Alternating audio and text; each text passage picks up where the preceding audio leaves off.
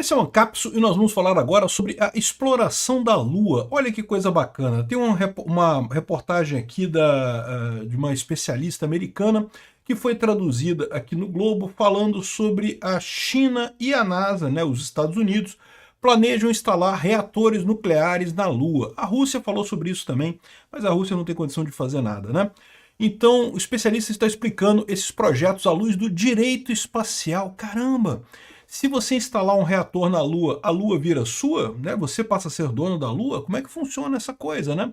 Porque, veja, é o que eu falo para vocês, o direito nosso é muito ligado ao direito jusnatural. O direito jusnatural, como já definiu Locke, a propriedade privada é determinada pela primeira pessoa que delimita, usa e é determinada região, então automaticamente passa a ser dela, né? Então, o país que colocar um reator na Lua vai virar o dono da Lua? Será que é isso, né? E quem que vai ser? Vai ser os Estados Unidos ou vai ser a China? Vamos entender esse caso aqui. Essa notícia foi sugerida por Kakaina Magnitsky, Strike na esquerda e várias outras pessoas. Obrigado aí ao pessoal que sugeriu notícias lá no nosso site, no visãolibertaria.com. E obrigado a você que está assistindo o nosso vídeo. Se você gosta do nosso conteúdo, por favor, deixe o seu like, se inscreva aqui no canal, né? Pois bem, então os dois países têm planos de instalar geradores nucleares na Lua, né? Isso não é uma coisa tão complexa quanto pode parecer, tá? Vocês sabem, tem geradores nucleares de diversos tamanhos, de diversos tipos, e alguns deles são bastante simples mesmo, né? Por exemplo, se você pegar esses satélites que orbitam a Terra, e até mesmo a Voyager, aqueles satélites que estão explorando o sistema solar e coisa e tal, na verdade já saíram do sistema solar, né? Estão explorando o universo, todos eles recebem potência de um gerador nuclear. Tem lá um material nuclear que vai decaindo, gera energia e coisa e tal. E isso tem uma vantagem de ser uma coisa altamente confiável, que funciona muito bem, funciona por muito tempo, gerando uma carga razoável. Então, assim, você botar uma pilha dessas, um componente nuclear desses na Lua, é uma coisa trivial, na verdade, né? E ambos os países estão planejando. A questão é exatamente que tipo de reator nuclear que eles estão planejando fazer na Lua. Porque, como eu falei, esses reatores nucleares que tem em satélites e coisa e tal, são quase uma pilha não recarregável, ou seja, uma pilha que você bota ali, ela vai funcionar durante um tempo, enquanto o material ainda tem capacidade nuclear, mas vai chegar um ponto que a capacidade de produzir energia vai acabar, e daí simplesmente joga no lixo, não serve mais para nada, né? Existem, por outro lado, outros reatores nucleares, como, por exemplo, você pegar Angra 1, Angra 2 e coisa e tal, são reatores em que você tem lá o urânio e coisa e tal. Então, assim, é muito mais complexa a coisa, mas é um reator grande, é um reator que exige pessoas para operar, né? Que tipo de reator exatamente que esse pessoal está falando, né? Então, eles dizem aqui, ó, a primeira corrida espacial foi sobre bandeiras e pegadas, né? E lógico, os Estados Unidos ganhou essa primeira corrida espacial, né? Aliás, até aqui não consta que outro país tenha mandado pessoas até a Lua, tá? Mandado aeronaves, sim, já teve várias aeronaves na Lua, mas pessoas, só os Estados Unidos até aqui. A nova corrida é construir lá, e isso depende da energia, né? Então o que eles estão dizendo? Que a ideia agora é você construir uma base na Lua para você ter pessoas eventualmente lá de forma mais consistente, você precisaria de energia. Em abril de 2025, a China revelou planos para construir uma usina nuclear na Lua até 2035. Essa usina daria apoio à sua planejada Estação Internacional de Pesquisa Lunar.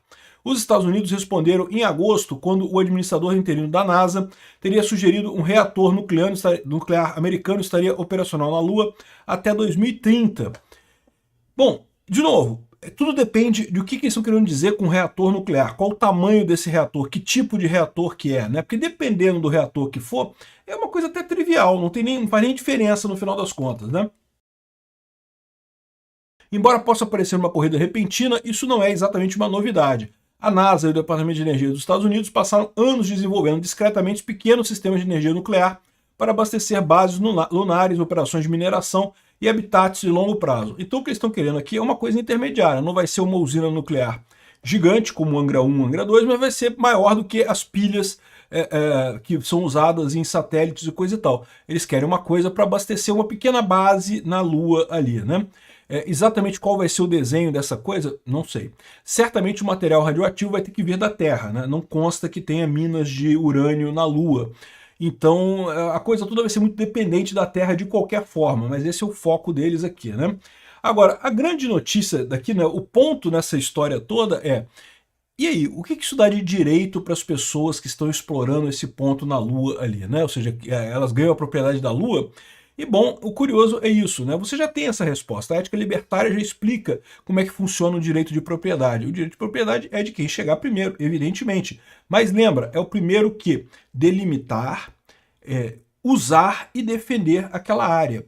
Então não basta você simplesmente botar um reator lá na Lua e dizer que, ah não, agora tá beleza, agora não tem mais nada. Agora a Lua é minha. Não, porque o seu reator ele ocupa um pedaço da Lua, ele não ocupa toda a Lua, né? E você não tem capacidade, ou pelo menos imagina-se que num primeiro momento você não tem a capacidade de defender esse seu reator. Se outra pessoa chegar lá e derrubar seu reator, o que você vai fazer? Se você não tiver pessoas ali, não tiver alguém para realmente ocupar aquela área ali, né? Então, assim, apenas botar o reator não quer dizer que você vai ser dono de toda a Lua, né? Mesmo pelo direito anarcocapitalista, pela ética libertária, né? Eles falam aqui sobre alguns... Aqui, o quadro jurídico já existe. Mas é engraçado, porque eles falam que o quadro jurídico já existe justamente no direito internacional. E como eu já expliquei para vocês em vários vídeos, o direito internacional é basicamente a ética libertária. É a mesma coisa que a ética libertária. Se você pegar o direito internacional... Gente, a gente já vive no Ancapistão, já vivemos no Ancapistão. Todo o direito internacional, como é que funciona essa ligação entre países, é exatamente seguindo a ética libertária, seguindo os preceitos anarcocapitalistas, né? Então é a mesma coisa. Se você criar lá uma estação nuclear lá, você vai ser dono do lugar em que a estação está, que você está usando aquela área. Imagina você está defendendo aquela área, botou alguma defesa ali, né? Então aquilo ali, mas não toda a Lua. Agora, se você criar uma estação lunar lá com um reator e ali você botar, sei lá, uma tropa, né, botar soldados ali e delimitar uma área na Lua que seria sua e começar a defender aquela área, então na ética libertária, sim, você passaria a ser dono dessa área. E também é o que parece ser aqui, segundo dizem aqui no direito internacional, né? Aqui, ó. A resolução não vinculativa das Nações Unidas de 92, princípios relevantes para o uso de fontes de energia nuclear no espaço sideral, reconhece que a energia nuclear pode ser essencial para missões em que a energia solar é insuficiente, que é o caso da Lua, né? A Lua ela tem até tem acesso ao Sol, energia solar e coisa e tal, mas a verdade é que não seria suficiente para uma colônia humana, para manter muitas pessoas lá na Lua, nem para toda a região da Lua, porque tem regiões da Lua que não recebem muito Sol, né? A lei internacional, nesse caso, permitiria esse tipo de coisa, né? Por que ser o primeiro é importante? Ah, rapaz, por causa de Locke, por causa da propriedade privada na ética libertária. Porque a propriedade privada, o fundamento da propriedade privada é exatamente esse. O primeiro que usou aquela área, que delimitou, usou e defendeu aquela área, a área é dele. Não tem essa história, né? E primeiro, é lógico, é o cara que vai delimitar isso daí, né? Bom, isso vai acontecer? Não sei se vai acontecer, tá? Porque tem outros problemas nessa história. O maior problema para estabelecer uma base na Lua é a questão da água, né? Ou seja, água é um negócio pesado pra caramba. E seres humanos, para sobreviverem, precisam de muita água. Então, uma coisa é você fazer como os americanos fizeram na década de 70, né? Que mandava a pessoa para lá com um pouquinho de água e coisa e tal, e a pessoa ficava ali um tempinho e depois voltava. Agora, para você ter uma base permanente na Lua, você precisa de muita água na Lua. A Lua não tem água na Lua. Existe suspeita que algumas crateras e algumas posições da Lua podem ter água, né? E se tiverem, aí sim a coisa fica interessante, porque você pode extrair água lá na Lua, mas mesmo isso é pouco significativo. Por quê? Porque talvez não tenha tanta água assim, tem até alguma coisa de gelo, mas não tenha muita coisa. E aí você tem um problema, porque você vai gastar essa água e depois como é que você faz, né? Seres humanos precisam de água para viver, a gente precisa de muita água para viver, a gente não dá conta disso aqui na Terra, porque na Terra é relativamente trivial você ter água, né? Lá na Lua teria que ser levada a água daqui da Terra para a Lua, isso é caro pra caramba, a água é um negócio muito pesado, né? Enfim, mas no momento que tiver uma instalação humana, lá tiver uma base militar humana lá defendendo uma área, não tenha dúvida nenhuma, de acordo com a ética libertária, essa área é daquela pessoa, daquele país, ou de quem foi que fez isso daí. Porque pode ser também que aconteça de uma empresa privada fazer isso, né? O Elon Musk já falou que quer, por exemplo, colonizar Marte. E aí, seria do Elon Musk ou seria dos Estados Unidos essa colônia em Marte, né? Mas eu tenho uma outra pergunta que eu acho interessante também nessa história, porque a gente está falando de uso, a ética libertária fala de uso, delimitação e defesa por seres humanos, né?